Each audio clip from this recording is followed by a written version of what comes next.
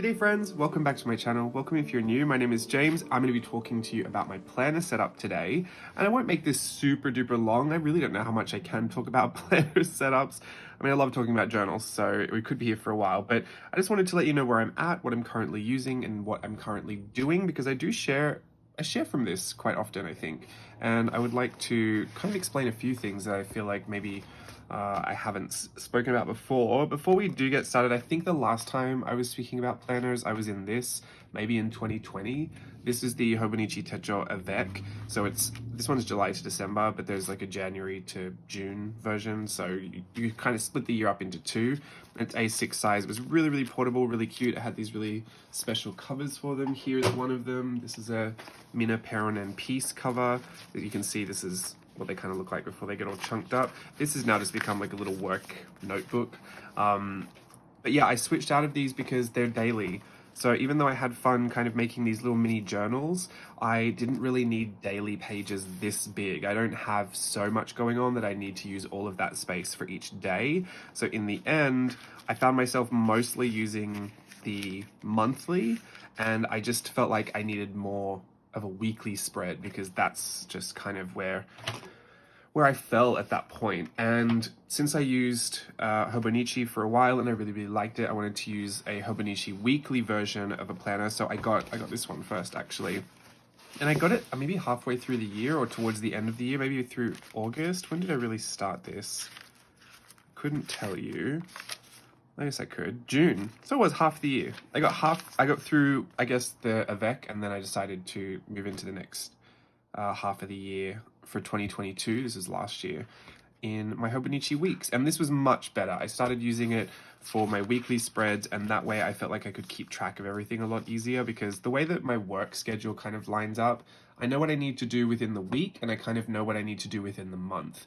And then if there are things coming, I know that, this month at some point I have to tackle it, but I would usually choose a different week to tackle it in. I'm not so day by day. I don't have a really strict, like, Monday to Friday, 8 a.m. to 6 p.m. Like, it's not like that. It's usually, I try to work whenever I can, really. I'm a little bit bad these days about scheduling some time off, especially with my other job at Disneyland now. I'm literally finishing a 6-day week at Disneyland, so I'm a little bit exhausted. But all of that to say, when I plan out my days, I'm not super strict on what has to get done on what day, but I am kind of strict on what needs to get done that week. So it kind of helps me to list it all out. At first, I was trying to keep track of it on the weekly. I used to go back here. If we go to the monthly spreads, I used to, over this side, pick the things that I had to do for the week, or just kind of note them down. Like if there was a photo shoot I have to help Steve with, or if there's my YouTube video, or the Etsy shipping has to go out, or like Daisy Ween. So anything that had to be done throughout that week would kind of get listed over here. It's a little bit of space. I could probably do with a little bit more, but I've actually kind of transferred this over to my weekly spread on the right hand side. So you'll see that later, but it was working. It was definitely working for me, and it continues to work for me. I think I really did need the weeks. This is enough space to know what I'm going to do in a day. You can see, like, sometimes I don't even write it out because I know what I have to do, or it's just a continuation of something else. Day off-ish. And then sometimes I literally write, like, if we go to the movies, or if we go to Mitsuwa Marketplace or something, because I sometimes fall behind in my Hobonichi 5-year. I mean, not even sometimes, regularly I fall a little bit behind in my 5-year journal, so I have to kind of remember where we went and what we did on what day, so I can go back and revisit those memories to write them down. I'm much better at it now, 5 years in, than I was in the beginning, but I always kind of make notes there. And then the right-hand side became just kind of like a dumping ground for stickers and ephemera, random things that floated around my desk. This was from January, those little prompts. So a lot of this has become like page filling with the prompts. We did these in Playtest Patreon 3. We did a Finish It Friday series for January. We've switched out that series now for Fashion Fridays, so that's exciting. But here you can see where I started to move on to putting it on this side. So essentially, like, I had a weekly to-do list, and sometimes I would chuck them in over here if I knew they were going to be on certain days. Like, the thing that I have to really be careful of now is filming. I have to be able to film, well, primarily when there's natural lights. Those are the best kind of lighting situations for the videos. So that's something that I'll be really specific about. Other things like, my Disney schedule has to be very, I can't just make that up. Like that's going to be when it's going to be. So that's something that has to go in there. You can see there I marked down in red when I'm doing Disneyland, just so that it sticks out and I know that that's something I have to do. I usually put that in before the week even starts because I get that schedule a couple weeks in advance. And then whenever I write down what I need to do and I don't manage to get it done, sometimes I forget to highlight it, honestly, because I move on to the next week, so I don't really go back. But if I do go back and I notice something is missing from here, like I haven't actually finished it, I will then add it straight onto the next week to make sure that it kind of just floats through to whenever it gets done. So that doesn't always mean I have to get it done this week. Like I'm a little bit lenient. Honestly, everything with my business is a little bit flexible. I have learned to be the most flexible actually with my job, just because I can't plan on when it's going to be the best time to film. I can't plan on when it's going to be the best time to, sit down and do taxes. I can't plan on any of that really. There are some times where I don't get to choose, but when I do get to choose, I usually try to wait for that moment where I feel like I'm in the right mood to do it. So right now, I feel like I'm in a good mood. I'm calm, I can film, I've got good lighting situation. So this is a good opportunity for me to do that. So I didn't necessarily say, oh, film this video at this time on this day. It's like, this is when it happened. At least it happened, before the end of Friday. So it'll all work out nicely. And then some things in my schedule have been, rolled over for years now. I do YouTube videos on Fridays. That's just been years long of a situation now. So I know to factor it in at some point. This is some notes for a Playtest Patreon. These are choreography blocking things. I work things out in my journal here. Like I just use these as little sketch pages for lessons and things that I have to work out. So I can't show too much of that. This is from Playtest Patreon, my little notes. So even though this is technically finished for 2022, I do keep it around. These are my little tabs, my little Pinocchio tabs from Virtual Voyage 7, Upon a Star. This is also a yearly view. I think I forgot to show you this. This yearly view is something that I really, really like because I'll put an overview up in the month of what is to come that month. So usually there's always kind of Collage Club that happens every month. Art Snacks kind of happens every month. Both of those are at the start of the month as well. So I kind of know that that's always there. It's a busy period right at the start.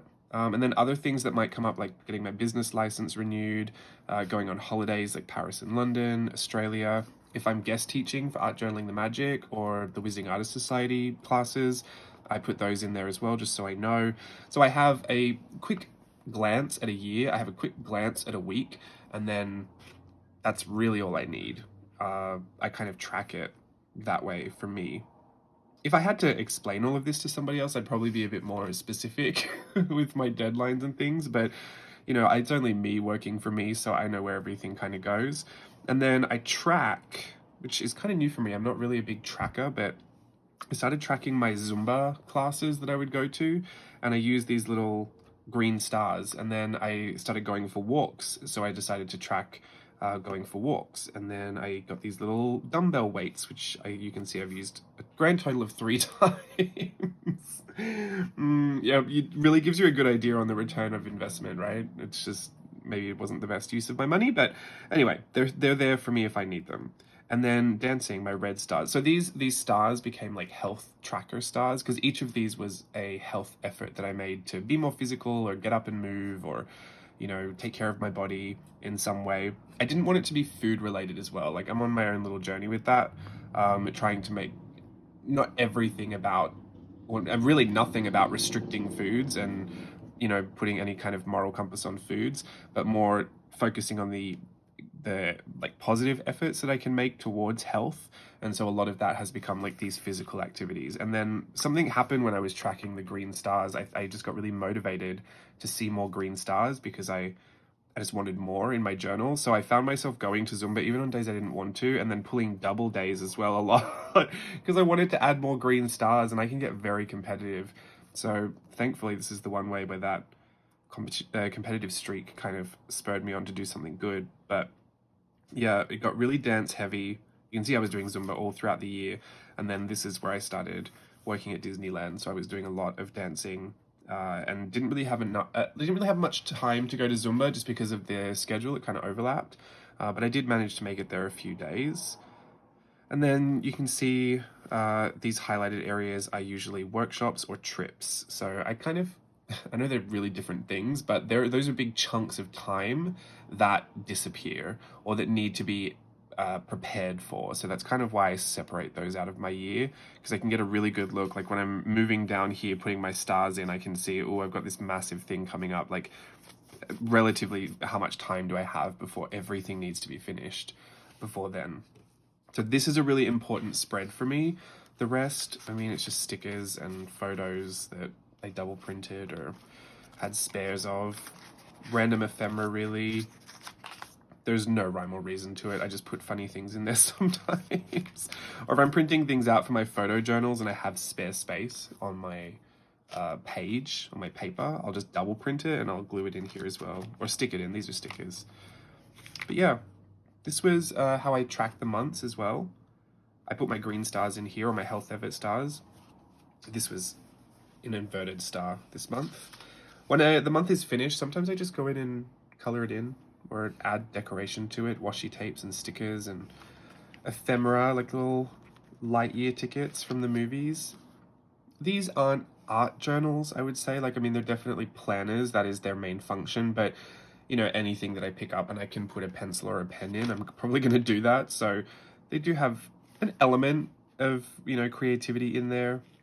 But I mean, I've drawn a few things in here, but I don't use these to do art, if that makes sense. Like I might scribble in here, but I'm not really going to do watercolor in here. Although I think I have. I don't know. Don't quote me on any of that. You can see these days aren't so decorated. All my dancing stars. I just love that. But yeah, I didn't go back and finish these months. I've been really, really busy since November. This January we moved into the new planner, so that's fine. I was even using it beforehand to track out things like how I wanted to structure my Patreon schedule. So you can see the 3 different contents each week, the week A, the week B, week A, week B. So that was going to give me a good look at how that was all going to go. So I really love the monthly view. I loved it in the Avec, like the small Techo Avec, but much prefer it in this size, and also just I need the weeks. Like this is what's going to keep me on track.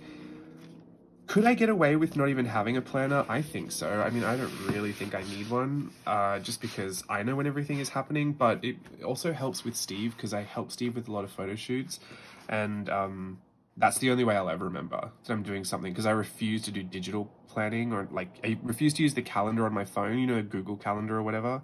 I don't do that. I absolutely cannot be bothered with that. So that's just not going to happen. January, I've got to put in the rest of these stars for January and start my February.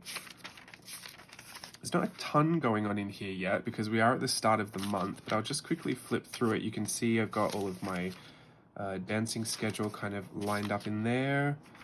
I've got my week that I'm trying to get done. These months that haven't happened yet. Oh, I have a bunch of YouTube video ideas that I'll just have in here. I've got suggestions that people make for things. Here's a mermaid that I drew the other day. Just had some spare time, I guess. Where did I have spare time to be drawing? But I found some. I got really carried away. I had my pencils out and I just thought, I'm going to draw this mermaid. Anyway, and this was January. This is where we started. I am very, it's gone very plain. Like there's no stickers, there's nothing in here. I did a color swatch the other day because I loved the colored pencils that I was using, but there's really not a lot extra for these pages right now. I'm gonna have to just stick some stuff in here just so I don't feel like they're so bare, which is fine. Oh look, I've got some sheets here. Maybe we'll stick something in just so we can say we did it. I'm gonna stick this love heart in. I'm gonna put it on Valentine's Day because that's coming up. That'll make me feel really nice. February 14th, right? There we go. Right there. But yeah, that is it. The only other thing I use is, and this is 101 Dalmatians cover for the 2023 one. You know, there's a part of me that misses the Avec because I would probably glue more stuff into here. And there's a ton of these grid pages at the back that I don't really need. Like this section here, this is all notes. it's like a third of the book is notes, or not even. Yeah, maybe. A third of these pages could come out for me and I wouldn't miss them.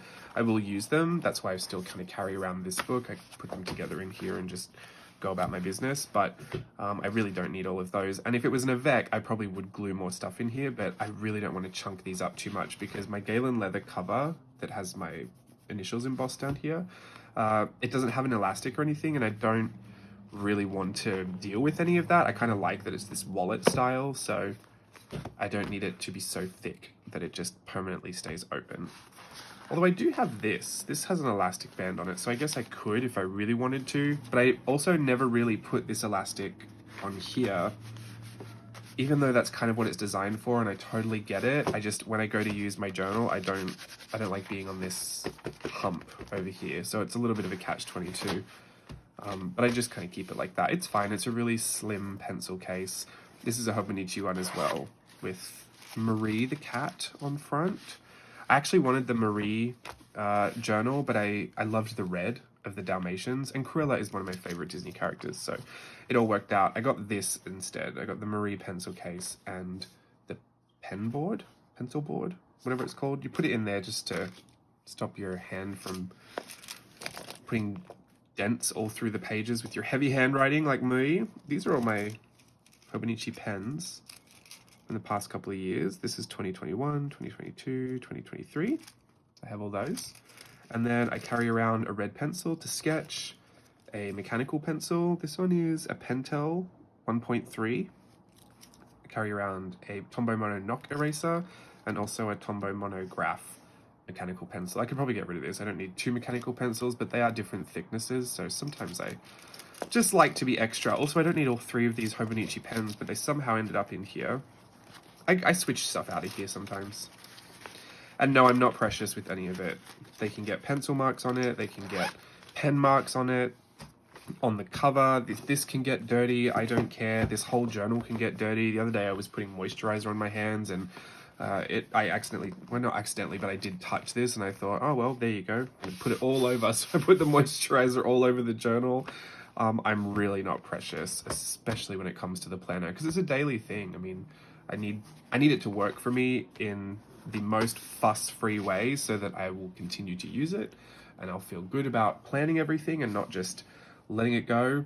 Like I said, if you really look closely, there are things I just don't write down, or maybe I write them after the fact just to note down that I've done it, but I'm not a really strict planner. I'm definitely not someone that needs to plan out everything because I only work with my information. The only thing that we kind of have to plan around here is, you know, whenever Steve and I are going to work together, that has to be on a certain day, and we have to know the times, and so that's what kind of really counts. But for me, it gives me a good visual on what's coming up, when I should account for things to happen, and to keep on top of when my business kind of has that ebb and flow, because, you know, I'm the one that has to choose that. When do I put these workshops out? When do I start a new experience? When do I start Playtest Patreon? What does that look like?